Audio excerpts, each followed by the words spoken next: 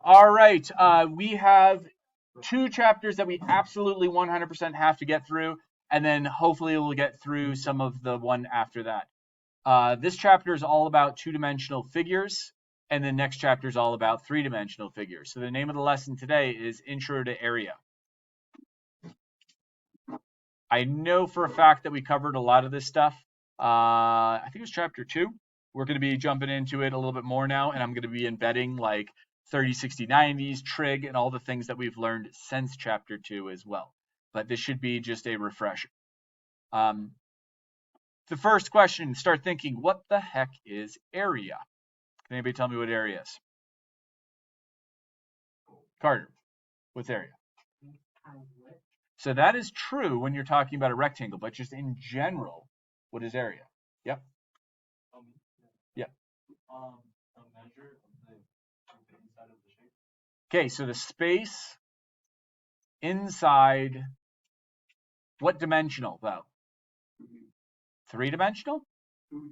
2D figure. Okay, the space inside a 2-dimensional figure is called area, and we use area all the time. For example, I had to paint a wall, and I went to Home Depot, and they had on the can that it covers like 60 square feet. I said, okay, I have no idea how much paint I'm going to need, and I had to go over and calculate the area of all the walls. And once I did that, I was able to divide by the 60 feet to find out how many cans of paint I needed. So we use area all the time.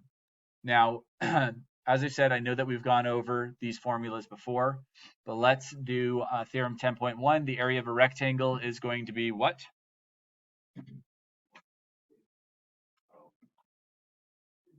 Anybody? Base times height. Base times height. Now, the deal here is if you ever have a figure where you can just stack the base on top of itself over and over and over and over, and it's just the same exact base, then it's going to be base times height. So let's use that logic. When you're talking about a parallelogram, is that just the same base stacked on top of itself over and over and over? Yeah, so it's going to be base times height.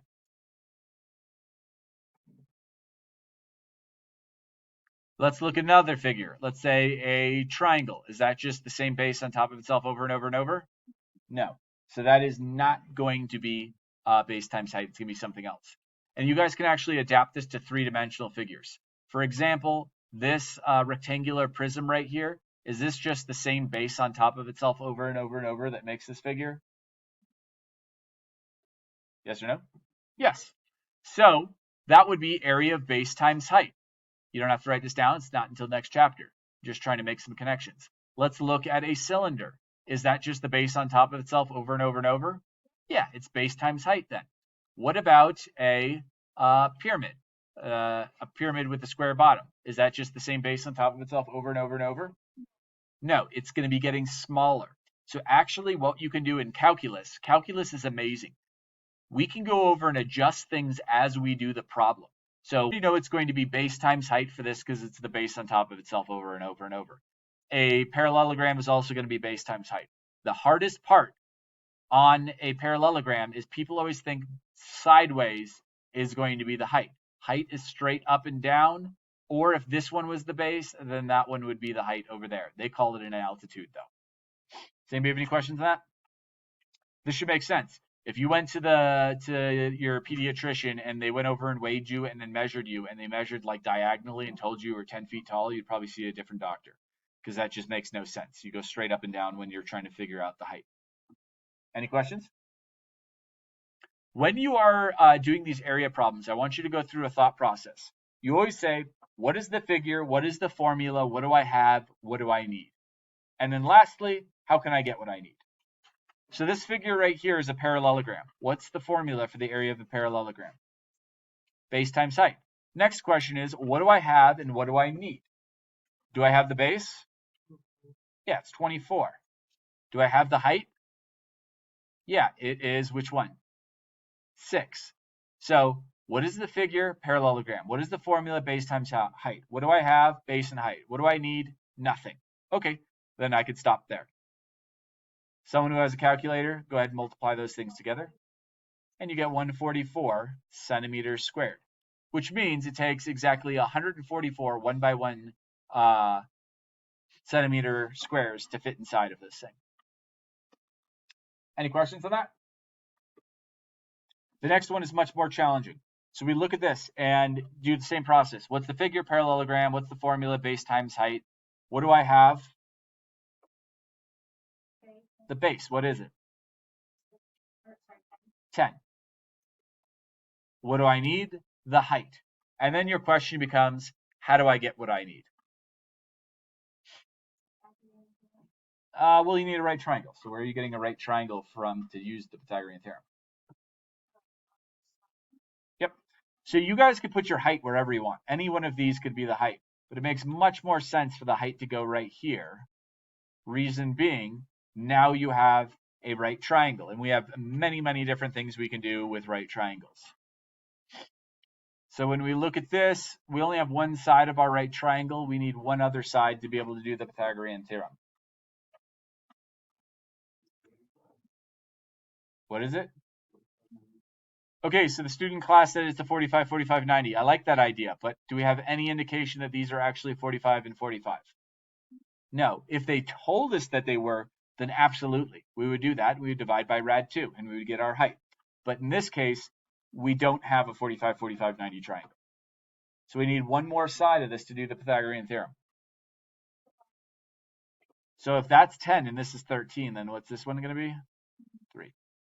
And now you can either do the Pythagorean theorem, or I've told you a bazillion times which Pythagorean triples to memorize. If this is 3 and that's 5, then what's that one going to be? 4. 3, 4, 5, or any multiple. 5, 12, 13, or any multiple, and you pretty much know all of the different Pythagorean theorems that I'm going to be putting on in problems. So this is 40 inches squared. Does anybody have any questions on that? What I would like you guys to do is go ahead and try these two problems. People are at home. Go ahead and pause the video. What is the figure? What is the formula? What do I have? What do I need? How do I get what I need? And you can use that in the real world as well. What is the problem? The problem is I need $1,800 for rent. What do I have? $1,000 bucks. What do I need? 800 bucks. How can I get what I need? All right, go ahead and try those two problems. Okay, on this first one, you know that the figure is a parallelogram, so it's base times height. What do I have? Do I have the base? Yeah, it's 7. Do I have the height? Yeah, it's 4. What do I need? Nothing. And that's how I got my 28. If you're trying to do the Pythagorean theorem or something, that's not needed. That's 5. That's you don't even know what this length is, so you couldn't do the Pythagorean theorem even if you wanted to. Now on this figure over here, I could put my height right here, but that doesn't help me because I don't have any numbers on this side. I could put it over here. That doesn't help me. Instead, I'm going to put it right here. Why? Because that gives me a 30, 60, 90 triangle. And you should remember that that is 1, 2, rad 3. And you need to know how to jump around. We go here, and then we go up there. So how do we get from here to here? It's getting smaller, so we divide, and we divide by the number 2. So 4 divided by 2 is 2. And then how do we get from here to here? We multiply by rad 3. So that would be 2 rad 3. And when I do the base, which is 20, times the height, which is 2 rad 3, I end up with 40 rad 3. Anybody have any questions on that? Okay, the next problem centers on the concept of area equals area. The area of a figure, no matter how you calculate it, is going to give you the same thing as long as you do it correctly. I want to remind you of a little proof we did a little while ago. Let me see if I could set this up right. I always mess it up. Meow. Do. Do. And do. Okay, we did a proof for the Pythagorean theorem. You guys may have remembered we did the area of this whole figure written in 2 different ways. So in one way, I wrote it as side squared. Well, the side is a plus b, and I just squared it. And the other way that I figured out the area is I took all the pieces. So I said 1/2 a times b is one triangle, plus the other triangle, plus the other triangle. You don't need to write this down, by the way. Plus the other triangle, plus the square in the inside. So that give me a squared plus 2ab plus b squared. That one gave me 2ab plus c squared. And do you guys remember what we did here? Is there anything we could take care of on both sides? We can take away the 2ab and you get a squared plus b squared equals c squared. What the heck am I doing here? What does this have anything to do with what we're doing today? Well, this was a way that you can calculate the area of the figure, and this is a different way you can calculate the area of the figure. And since area better give you the same exact area, we were able to do a proof for the Pythagorean theorem. Now over here, it's the same thing. We better get area equaling the same exact area no matter how we calculate it. So let's calculate it over here. If the base was 9.4, what is the height that goes along with a base of 9.4? If this is the base, which one is the height? X. Now the other one, if you rotate your paper, so 13 is on the bottom. I don't have that capability because I can't rotate my screen. But if 13 was on the bottom and it was the base, then what would the height be? 9 is the correct height that goes along. This one corresponds to that one, and these ones match up. So what that is this is the area, 9.4x, and this is the same area, 117 when you multiply them. So those areas must give you the same exact thing. What that means is you're going to be able to solve for that unknown. We'll be able to solve for this height. Divide by 9.4, divide by 9.4, and someone give me the approximate answer.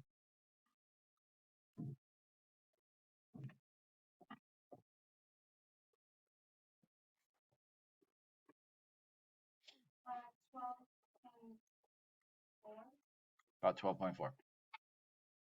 So if you have a base and a height and another base and its height, you can say base times height equals base times height. Questions? Okay, people at home, you're going to pause the video. Try number 1. If you get an answer of x equals 8, then you did it right. If you get anything else, you did it wrong. People in class, go ahead and try this problem. See if you get x equals 8. I'm pausing the video. Okay, just friendly reminder, area has to equal area, which means base times its height has to equal, I could say base 1 times height 1 must equal base 2 times height 2. So if I call base 1 12, the height that goes along with it is the 4. And if I rotate my paper 6, so if you made this on the bottom, there is only one of the things that corresponds with that, which is the height 2, and that's h. So you get 48 equals 6h, and that's how you get the 8. Does anybody have any questions on that?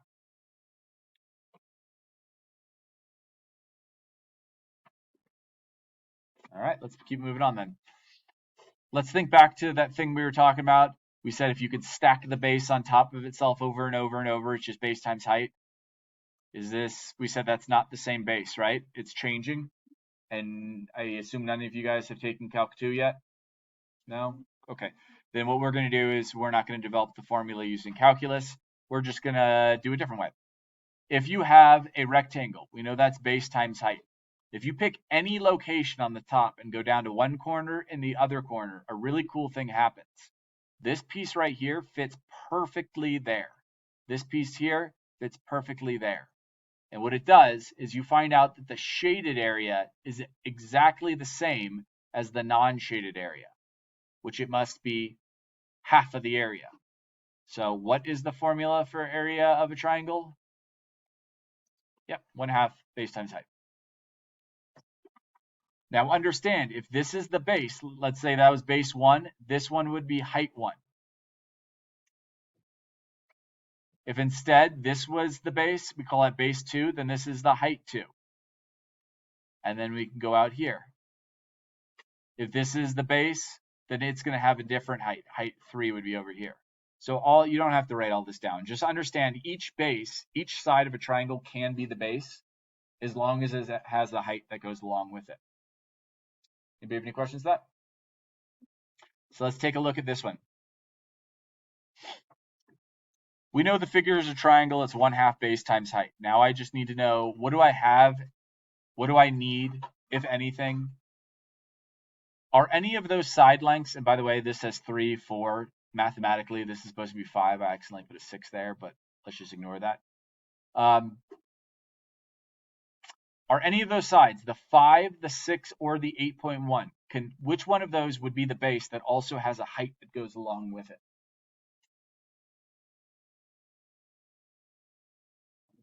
Five could be a base. Okay, so if that's the base, you guys have the ability to rotate your paper so that 5 is on the bottom. If 5 is on the bottom, then it has one of those numbers, the 3, the 6, the 4, or the 8.9. One of those is going to be the height. Which number is going to be the height? 4 is correct. And that gives you 10 inches squared. Anybody have any questions on that?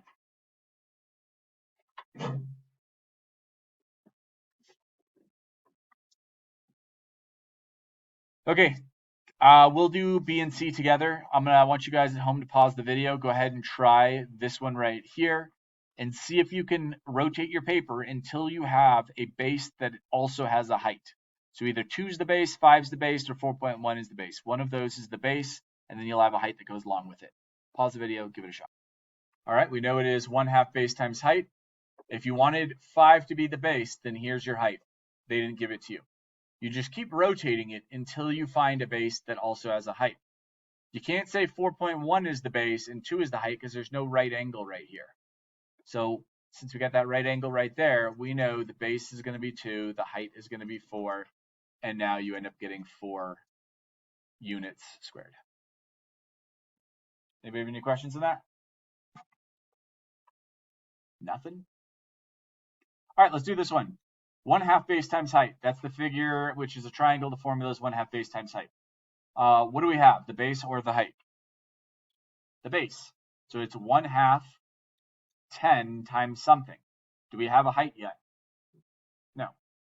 So you're going to drop your height down, put an X next to it, and try to figure out how am I going to use right triangles to do this? Is it special right triangles? Is it trig? Or is it the Pythagorean theorem?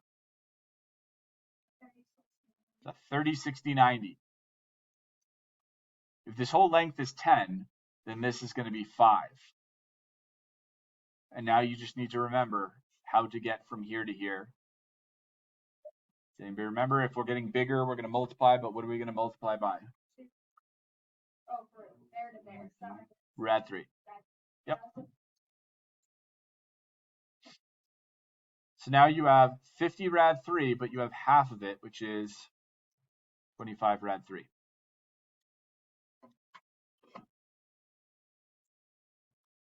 Questions?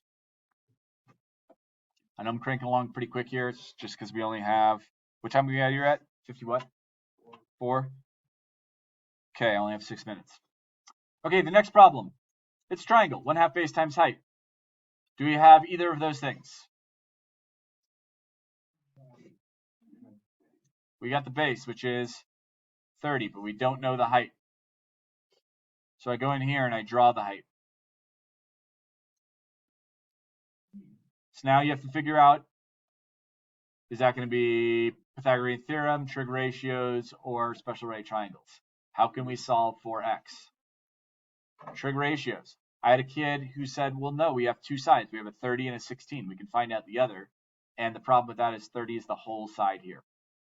So from the 40, we have the opposite and the hypotenuse. Which trig ratio uses opposite and hypotenuse? Sine. So we can say sine of 40 equals opposite x over hypotenuse, which is 16. And now we just need to get the x by itself. How would you do that? Multiply by 16 is 16. Okay, now we know the height. The height is 16 sine of 40. So it's 1/2 base, which is 30, times height, which is going to be 16 sine of 40.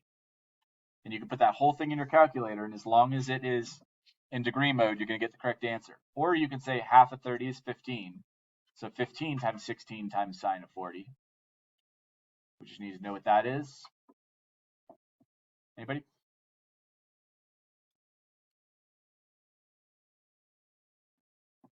15 times 16 times sine of 40. Little help?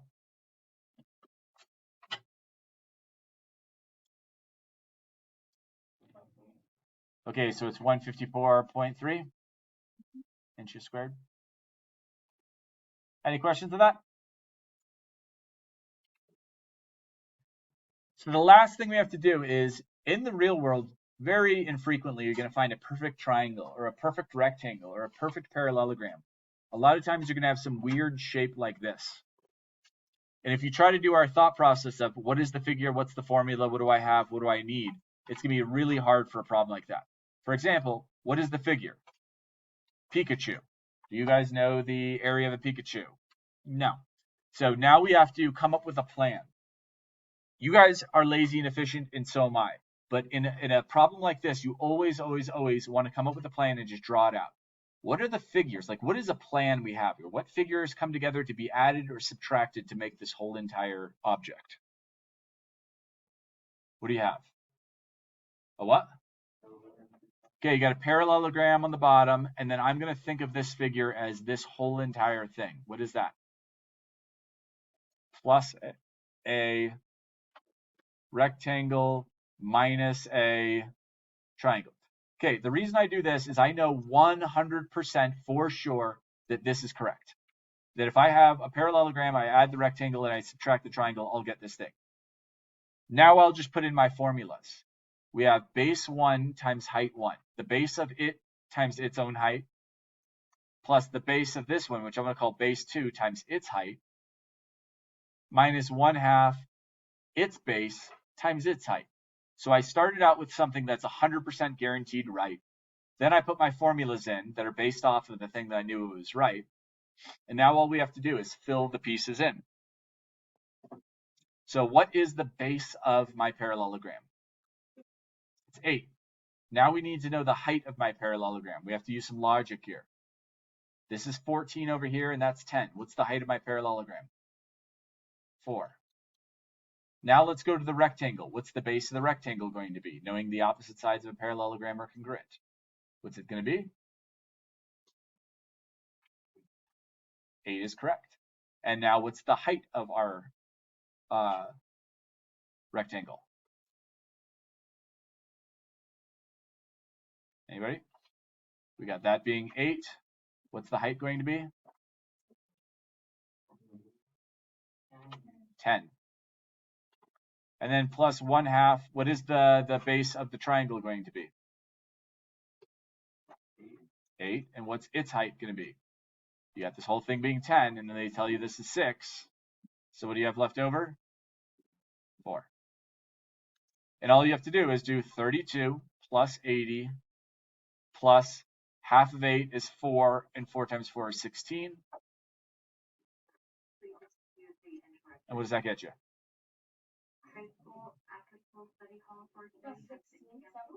Yep. Oops, that's supposed to be a minus because you're subtracting it. So what do you get for 32 plus 80? 96? 96 inches squared. This is important to build off of things that you know are 100% correct. That's 100% correct. Those formulas are correct. Then you stick your numbers in and you go from there. All right, that's it. Thanks for watching.